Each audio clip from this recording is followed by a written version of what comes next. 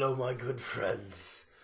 Thank you for joining me for another list. And you're in for quite the treat today. For Mon McCool's list makes any other best of albums list of 2012 look like utter shit.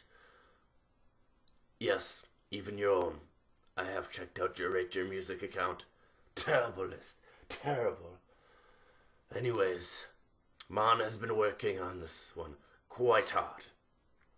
Ever since the Swans conjured up their idea for the Sia a few years back, Mon McCool has been working hard on this list.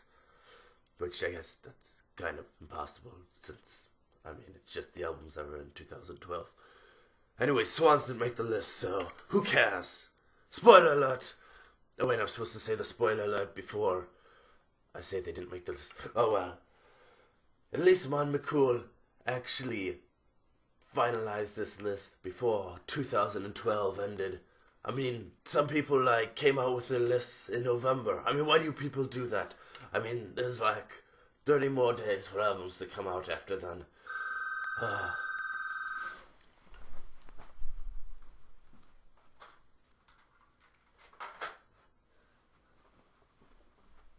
Goddamn telemarkers. Anyways, what was I saying? Yes, about coming out with lists early. Why do you people do that?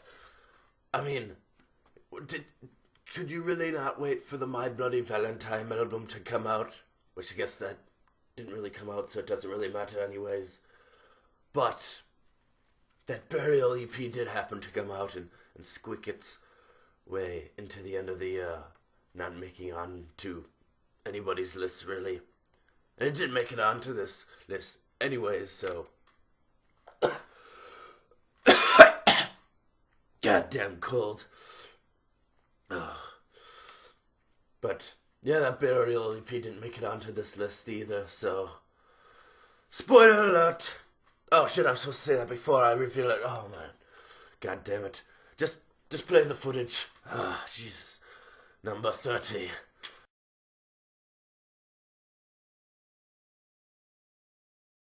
Can't say I expected this from a 16-year-old.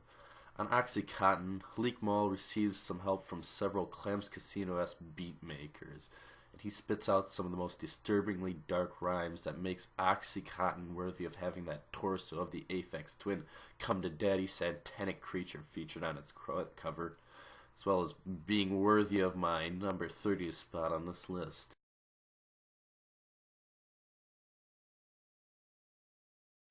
Influenced by the ecology of the earth, Christian Loffler produces an album that calls back to the woods of his homeland in Germany. These woods are densely packed, moisture-filled, and very mossy, to say the least. He sounds quite similar to Panther du Prince and Trent Moeller, and in my opinion, on a forest, Loffler proves to be as skilled as his techno contemporaries.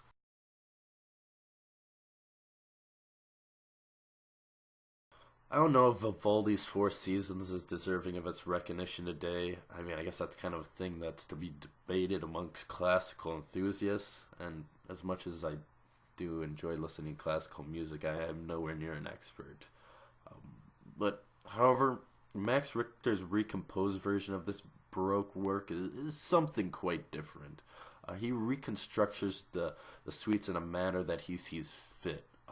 Max Richter offers something as euphorically altered that really manages to pay a respectful tribute to the original.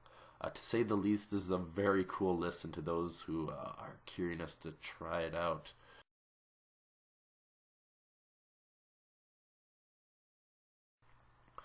You know, 2012 could have used more bands like Rural Headache. This album is a fiercely fast garage punk LP that highlights some of the lo-fi tinged rock songs of the 50s and the 60s. With almost all the songs lasting barely more than 2 minutes, Rural Headache is just what the doctor ordered for people seeking the latest great hipster band to pop out of the local bar scene.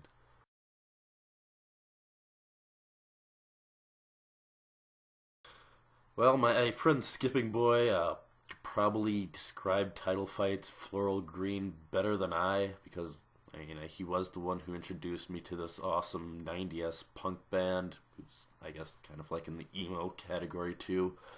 I can't say I spend too much time listening to punk music, so it's really hard for me to decide what separates Floral Green from other albums in the genre. You can call me a pussy, but actually some of the tracks on this that I enjoy the most are the ones that slow things down, like Head in a Ceiling Fan and The Closer. Most of all, this is mostly a aggressive album. The lyrics on this are also very nice and fitting for a 90s type of band. And I think I've really come to the conclusion that the reason why I love this album so much is really the production on this. It makes Floral Green sound like a highly focused and, especially for me, an accessible album. But, all around, this is a very solid effort. And, coming to the end of the year now, I've been listening to this one a lot, actually. So, check it out.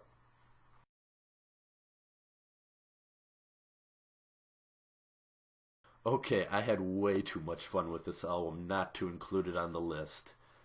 Any bro who accidentally clicked on this video, please get off the molly and set your sights on this breakcore masterpiece. With hyperactive percussion snaps and booms, Remains the Shapes to Come sounds like a shrapnel left over from an exploded girl talk song, blended with crack cocaine. It can be quite beautiful at times, but this is really a Coca-Cola can filled with pop rocks awaiting to erupt.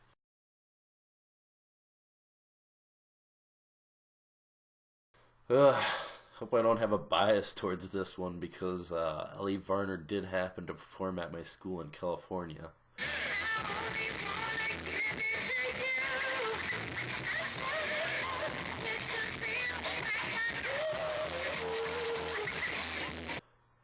But even before our arrival, I knew there was something special about Perfectly Imperfect. It could be assumed that this type of music might be a little bit too girly girl for a pretentious hipster like myself, but Elle Varner's debut effort sounds way more like an R&B veteran than anything else, I have to say. It consists of a great mixture of cool and sexy ballads about, well, love, of course, and Ellie's beautiful raspy voice just matches her delightfully bold compositions like a glove. Perfectly Imperfect proves to be a confident debut from a girl we might be hearing a lot more in the future.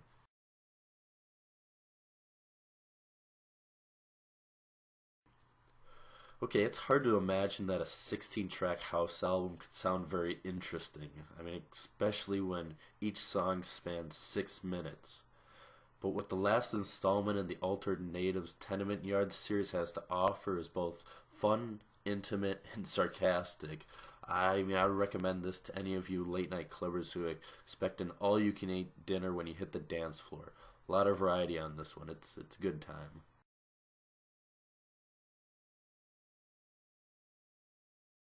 Okay, when I first saw that Hot Chip received an 8.0 from P-Fork this year, I have to say I had low expectations going in our heads.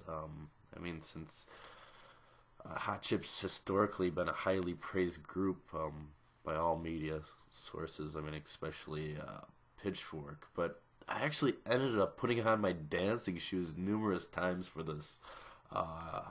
And it's just very brightly colored synth pop album.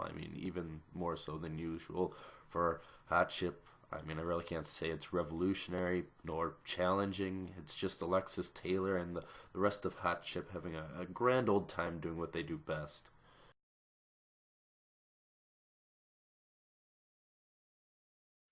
I can't think of any other electronic musician who deserved more attention for his releases in 2012 than Vatican Shadow.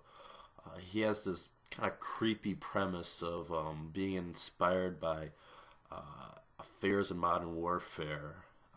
And in his music, Vatican Shadow produces these pulsating techno beats that really sink into your skin in a few ways that any other techno musicians on the market today have perhaps even attempted. The way in which Vatican captures the grim theme, and Ghost of Chenchya just really freaks me the hell out, but keeps me wanting to beg for more. And I think we can expect a lot more from this busy musician in 2013.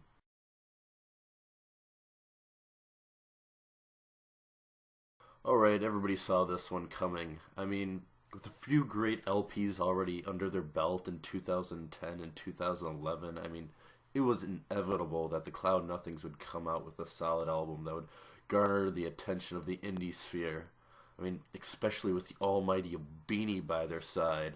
Attack on Memory sounds kind of like an ode to great alternative 90 bands. I mean, just great songs all the way through. It's short, but very solid.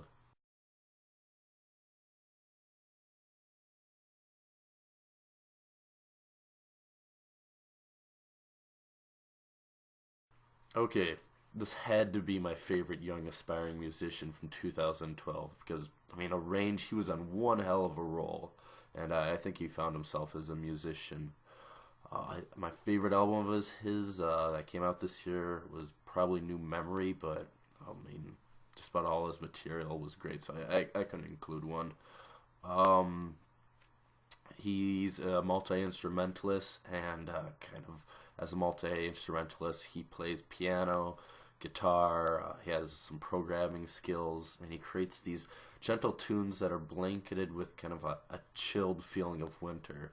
He gasps for air after like every line, and his lyrics are very heartfelt and often brings up feelings of pain and sadness. At the age of 19, probably 20 by now, since some of the articles I read of him are a little old, I think he's already got a good discography under his belt, and I'm always awaiting what he's coming out with next, because everything that he comes out with, he puts on his Bandcamp for free to download, and I'll of course leave a link to his Bandcamp in the bottom.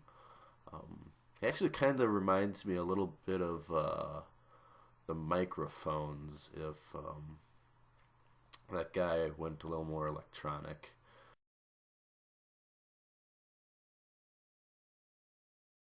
One of the most impressive success stories of 2012 had to be the Chromatics. I mean, even if they're like glassy pop rock synths felt cold, I mean, they were just hot all year long. Kill the Love took me about 3 to 4 listens for its like retro midnight dreamy mist to consume me, but I'm really glad that I stuck to it, and I mean, I encourage anyone who hasn't given this album a second chance to try it out again.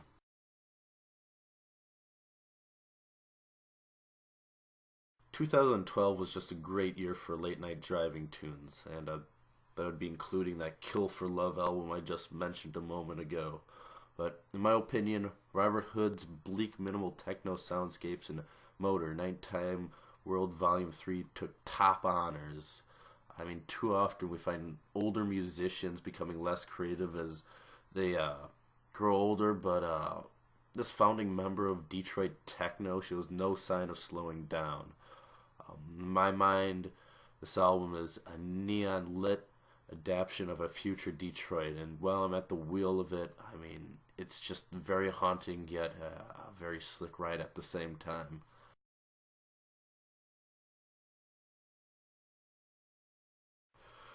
Hardcore is probably the best way to describe Killer Mike's collaborative effort with the acknowledged producer LP.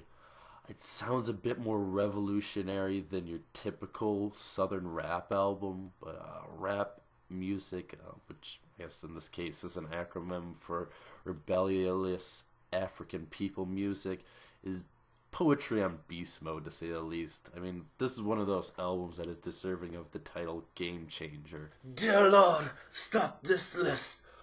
Oh gosh, it's been way too perfect so far. I mean, Killer Mike at 16. Amazing placement, my friend. Well, I guess you'll have to wait for the next video, my friend. Stay patient, and you'll see who gets number 1. Have a good day.